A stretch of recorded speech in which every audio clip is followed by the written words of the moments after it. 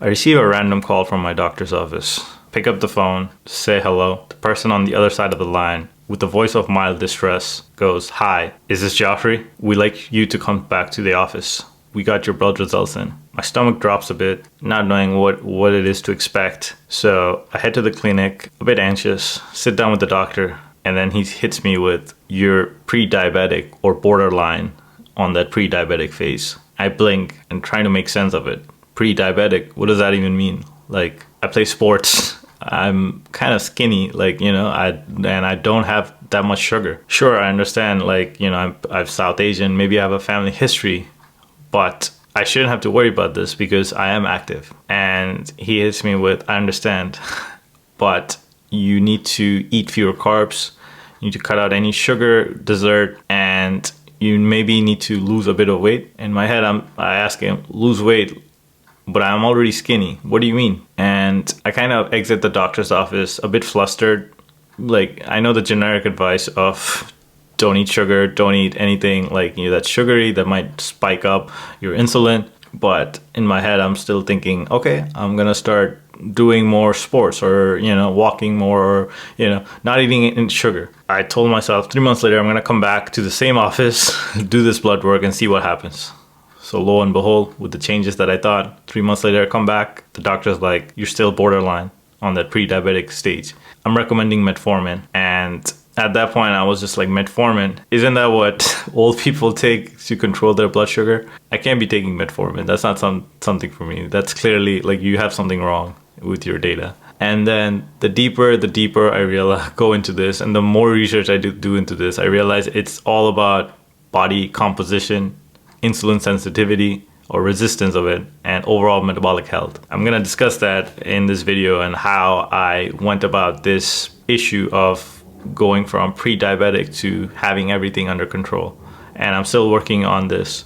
I'm not speaking with you from the mountaintop, rather I'm speaking with you as I climb the mountain. With that said, what's actually going on? You can look skinny on the outside, you can look fine on the outside, but you can still be storing a bit of visceral fat on the inside. And this could be because of high refined carbs, low protein intake, little resistance training, poor sleep, chronic stress, or just having a very sedentary lifestyle. You don't walk more, but you do here and there, but nothing crazy. Over time, this basically leads to insulin resistance, and your body stops responding to insulin effectively. So sugar stays in the blood and your pancreas essentially works overtime. What this looks like is you might eat something and you might feel lethargic, heavily lethargic. It's not an uncommon response, but with people with insulin resistance, you will have a very high spike of insulin, but that would not necessarily bind to your blood cells to actually lower the sugar level. And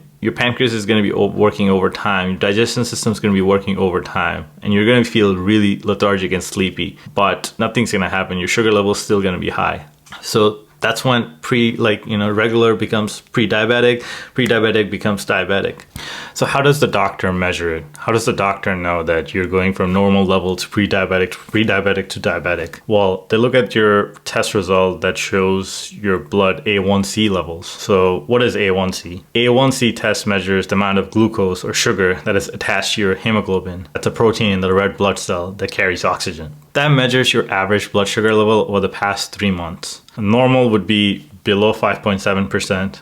Pre-diabetic would be between 5.7 to 6.4%, and diabetic would be 6.5 and above. And you want to be below 5.7 if that already doesn't, if that wasn't obvious. And another thing you could look at is probably just, if you look at the mirror, if you see your waist to height ratio, let's say a whole number in this case, let's say someone with 5'10" in height, that's about 70 inches. They should have a waist that is about half of that, below half of that. So that's about 70 inches. So that's 35 inches would be the max waist size that they should have.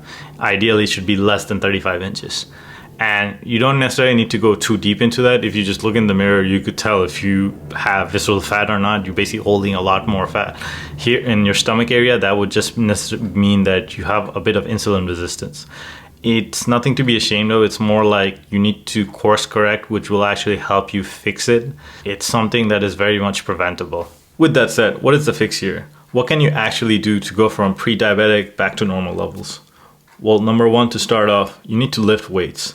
You need to lift weight like it's the actual real medicine, like it's the only medicine there is, because it actually is the highest leverage task you could do. In this case, muscle acts like a sponge. It soaks up the glucose from your blood. It makes you more insulin sensitive. So you build more lean muscle mass. Your food actually has much more higher ROI inside of your system. The way to build muscle and to become more insulin sensitive is you want to be training about 3 to 4 times per week with progressive overload. So essentially you want to be resistance training. Resistance training is just like lifting weight and you're resisting the weight from falling down or going in the direction of where it wants to be, and you're actually like controlling the weight itself and you're raising the weight slower and slower over time. You want to be focusing on compound lifts, like about 8 to 12 rep range. And compound lifts, if you don't know, is something that actually triggers more parts of the body. Like it tracks, let's say if you're doing a squat, it's basically doing everything from the leg muscle to your core itself.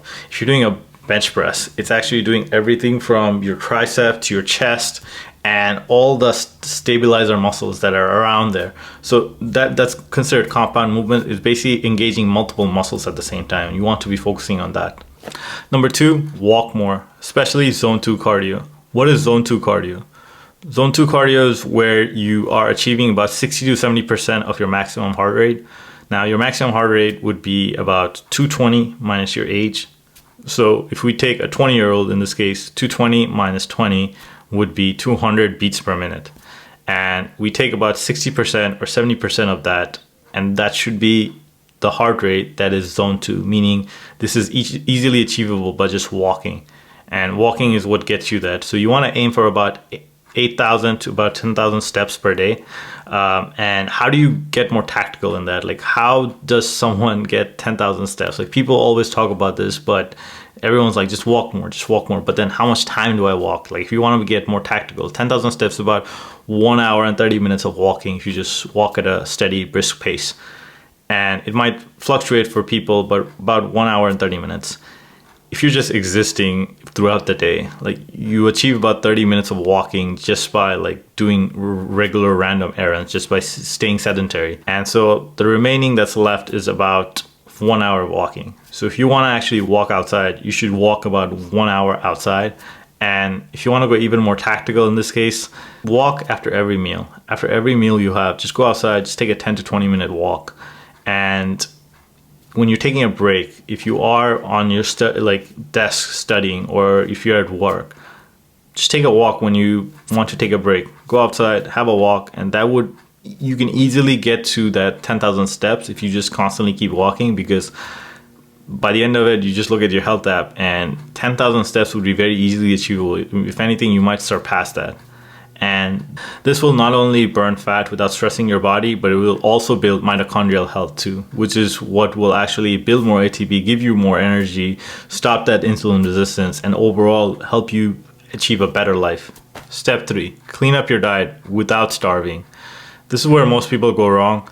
They almost starve themselves thinking that this is exactly what they need to do, and they lose more muscle and thus become more insulin resistant. Instead, you want to think of it based on where you are, right? If you are someone who has a lot of visceral fat, then you clearly need to be cutting. You need to be eating about 200 to 300 calories below your maintenance level. And the way you get that number is you take your body weight and you times it by 13 or 14. 13 if you want to be aggressive, 14 if you want to stay at a much more brisk pace. And if you take your body weight times 15, that is your maintenance calories. So that is how much your body burns per day. So if you eat anything below that, you will actually lose weight. If you eat at the maintenance, you would actually maintain your body. You might even do a slight recomp if you start resistance training and actually building more muscle, and at the same time losing fat. And for a slight calorie surplus, you want to be about your body weight multiplied by 16 or 17 if you want to actually gain a bit more weight or muscle at the same time, if you're a bit more on the skinnier side. And the macros that you should be looking into for a stable blood sugar level would be about 1 gram per pound of your body weight. In this case, if you are 150 pounds, you want to get about 150 grams of protein in this case. And what about fat? Fat would be about 0.3 to 0.4 gram per pound, and carbs would be you fill the rest based on your needs and activity. Things to avoid would be liquid calories, ultra refined carbs, ultra processed snacks, and constant snacking. Constant snacking is one of those double-edged swords where you think that you need food, but then the more you eat, the more you're spiking your insulin and your body is constantly in overdrive mode. To fix this, I'll talk about step 4, which is consider intermittent fasting. What is intermittent fasting? Intermittent fasting is when you eat between an 8 to 10 hour window, and for the remaining 14 to 16 hours you fast, or you only drink water or any liquid like coffee. And during those 8 to 10 hour window when you're eating, you're basically prioritizing digestion and doing all your eating during those time. And so in the later half of those 14 to 16 hours, your body has time to recover. Your body, you will see that your body responds to insulin better. You're going to be less insulin resistant. You're going to have higher energy overall, and you're going to be able to focus more. What this looks like for myself is I do not eat anything in the morning. I have my first meal around 2 p.m. and during that interim I drink coffee, water, or anything, and I find myself a lot more sharper to do things, to do any of the heavy load, to eat the frog if that makes sense, to do the hardest task of my day. And you'll also find that your body goes into fat oxidation mode, which is your body will actually prioritize losing the gut or the fat. And it also depends on your diet if you're prioritizing your protein more, but overall, like, you'll feel less tired. And if you think about it, digestion is one of the biggest tasks your body does, and whenever you eat, you might feel very tired and lethargic afterwards, and you might not feel like doing anything. Your willpower kind of drops down. So to fix that, consider intermittent fasting. It's one of the best productivity techniques at the same time, and it will also help you beat pre-diabetes, beat diabetes, or anything of that nature. With that said, let's move on to step 5, which is fix your sleep and stress. You want to aim for anywhere between 7 to 9 hours of sleep. This lowers your cortisol, which also reduces insulin resistance, and your body will function better. It will have time to recover during those sleep, and so when you do wake up, you're more energized, ready to charge your day, more focused. And if you pair that with step 4 of insulin resistance, you're just in this bubble where you are tackling yourself to beat pre-diabetes. What this also looks like is you want to wind down at night, you want to avoid any kind of screen time, and you want to build a consistent routine. So consistency is what helps in this case. And if you want to look into like what your sleep schedule should be, it depends on your chronotype as well. If you are a bear chronotype like myself, the best time to sleep for me, I found myself, is anywhere between 11 p.m. to 7 a.m. Like, I naturally feel tired around 10:30 to 11 a.m. and then wake up around 7 a.m. automatically, naturally, anywhere between 7 to 8 a.m. And it all depends on what your chronotype is, as well as what you're comfortable with, and what your schedule looks like. And with that said,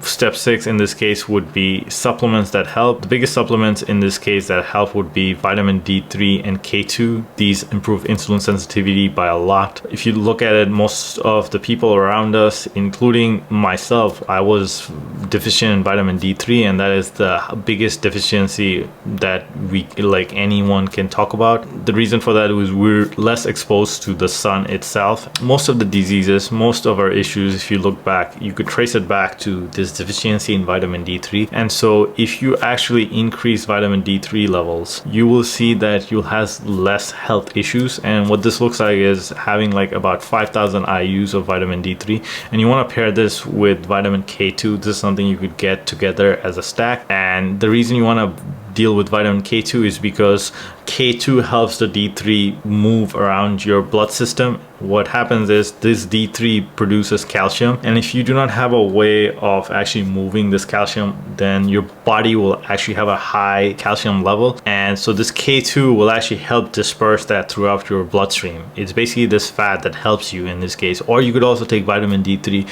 after your meals or around your meals. With that said, the next supplement would be zinc. This improves insulin production as well as helps with testosterone. Then we would have magnesium glycinate, which helps with sleep. At the same time, it helps with blood sugar regulation. Omega-3, this helps with reducing inflammation. And finally, berberine, This is like a natural alternative to metformin. If you are recommended metformin, then you could look into berberine. Berberine, it's something you can find in Costco or any of those drugstores out there. You could also consult a doctor, but in terms of high to low, vitamin D3, K2, zinc, magnesium glycinate, and omega-3, these are something that you should be taking regardless. You will see that they will actually help you overall in terms of overall health itself. With that said, the final words in this case is, if you're skinny fat and pre-diabetic, you're not broken, but the game is different for you. You need to be prioritizing more protein. You need to be in a body recomp.